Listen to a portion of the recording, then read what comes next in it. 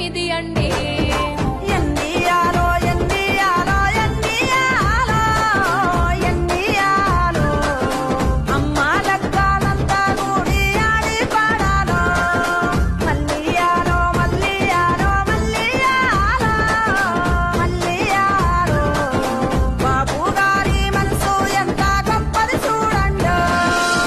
ఎదిగిన బిడ్డ భారం అంటూ దిగులే దేనికిలే, భవిష్యత్తుకు గ్యారంటీగా మనకు బాబే ఉన్నడులే. తెలుగుదేశం జెండలు బట్టి పిడికిలి ఎత్తాలి, మన ఆడబిడ్డల రక్షణ కోసం ముందుకు